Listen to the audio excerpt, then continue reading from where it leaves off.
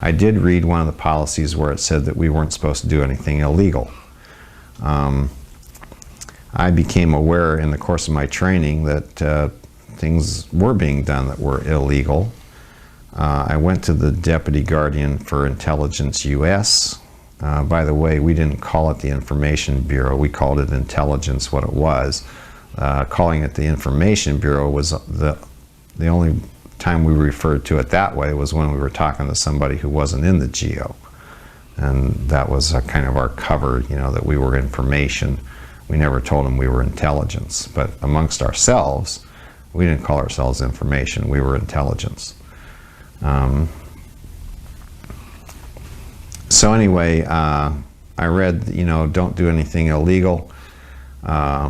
I went to the Deputy Guardian Intelligence US, who was Terry Milner. I said, some people aren't following this policy. They're doing things that are illegal. And he knew about it. That's what I found out. He says, yeah, I know about that. And I says, well, they're violating policy. You know, what's the story here? You know, do we break the law? And he says, well, we don't actually break the law. We just bend it a little bit, you know. My name is Mike McClary. I'm a Scientologist. I got into Scientology in late 1968. In mid-1973, I was approached to join the Guardian's office at San Francisco Org. And at the time, I did not want to get out of tech, and I declined their offer and said, basically, you know, I'm not interested, you know, I want to stay working with the tech. So they reapproached me again a few weeks later. By the way, Kathy O'Gorman was the assistant guardian at San Francisco Org at the time. She was to become my senior. Doug Knopson was the assistant guardian for information, which is a euphemism for intelligence. And he was the one that was trying to recruit me. Anyway, I was approached a couple of weeks later again to join the Guardian's office, and they made me an offer, which was that I would get to go. I was at the time a power release, which is a grade 5, and they made me an offer that I could go up to OT4 if I would join the Guardian's office. And so I bid on that, and I said okay, and I joined the Guardian's office so that I could get some auditing. So I went down, I guess it was midsummer of '73. I went down to take my training at the United States Guardian's office, which was in Los Angeles. And he says, you know, he drew a line on his desk. This guy was kind of a crazy guy anyway. And and he says, there's the law, you know, and he says, we cross over that line, and then we, for a little bit, and then we kind of scurry back and try to get back and stay within the law. And so I said, well, the conclusion I came to was that, one, he knew about it, two, he was condoning it, and I, out of fear, did not take it any higher than that. I just dropped it, because I figured if he knew about it, then Worldwide knew about it, and I figured Mary Sue knew about it, and I couldn't imagine her withholding anything from Ron. I figured he must know about it too, so if I make any waves up lines about it to try to get that activity stopped, you know, then I would be dog meat, you know, so I just dropped it. As far as Intelligence Bureau's handling of people, there's an issue. I don't think it has a title. Nobody signed it. It's not any kind of a formal issue. It was just typing on a piece of paper. My impression was that LRH had written it, because I can't imagine anybody else in the organization writing this and getting away with it. They would have been pounded into the dirt for having written it.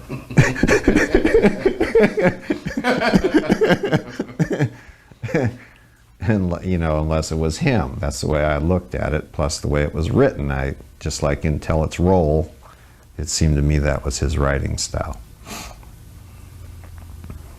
But he, you know, basically what this issue said was the way that the Intelligence Bureau handled things was that you perform something that I'll say, what I call them, is a black intelligence operation, and I'm not the only one who called them that. They're called black ops. One of the datums that we were taught that is anybody that attacks Scientology has crimes. That doesn't just mean crimes against Scientology, it just means crimes in general in the normal society definition and idea of what a crime is. We were supposed to investigate the background of anybody who attacked and find out what their crimes were. And then prosecute them for it. That was the basic idea. If we couldn't, and the first thing that would happen with anybody who attacked is there's two types of data collection. One is called overt data collection, which we called ODC. The other type of data collection to be done was covert data collection, which was called CDC. We did both on any given attacker. We always did ODCs on them, and we always did CODCs on them. The overt data collection was just stuff that was publicly available through public records, telephone books, library information, court documents, traffic tickets, you name it. You know, we checked every possible source, voter registration records, you know, just everything you could think of, and gathered as much information about that person's background as we could obtain. Then we had a general picture of the person. We knew who his relatives were and who he was connected to, where he worked, all that kind of stuff.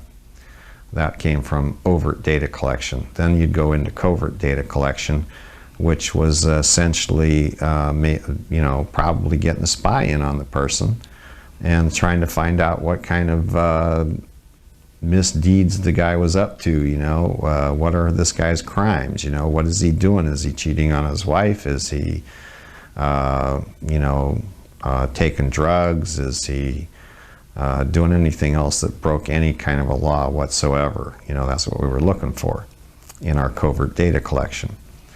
If we found crimes, we tried to get the person prosecuted and put in jail. That was the product that we wanted. That was the ideal scene. Get this guy behind bars, you know, for criticizing Scientology. Basically. That's where you wanted them. You wanted them in jail. That was the ideal product to be obtained. Now, a lot of times we could not find this person committing crimes to put him in jail for. Maybe because he didn't have any, and maybe because we just couldn't find him. Either way. And I believe in a lot of cases it was just because the guy didn't really have any. The datum wasn't true. But just because they attacked, they had crimes. I didn't find that to be a one-for-one situation anyway. So now what do you do that you can't find any actual crimes? Well, that's what this particular hatting thing was about, was you performed black operations on the person.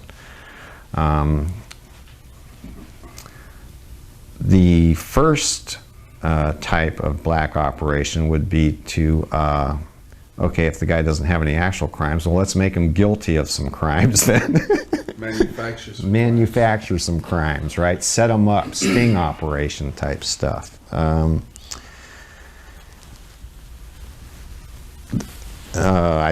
know of some that were actually done. I don't have to give examples. There was a guy in Sacramento named Jim Estabrook. I got one of my agents to go get some drugs, you know, purchase some illegal drugs, marijuana or whatever it was, plant them in the guy's car, and then call the cops on him and try to get him arrested for possession of illegal drugs. Geez, you just let your imagination run wild, because we were allowed to do that. You know, it's like anything you could think of was basically okay. Fair game was a policy letter written by LRH, I guess in mid-60s, I think. And it was a fundamental geopolicy. Fair game meant that a Scientologist could do anything to an enemy of Scientology Didn't matter what it was. You could actually physically harm the person. You could lie to them, sue them into poverty, destroy the person's reputation, or destroy them physically if you wanted to, with no repercussion on the Scientologist for having done it. That's what fair game means.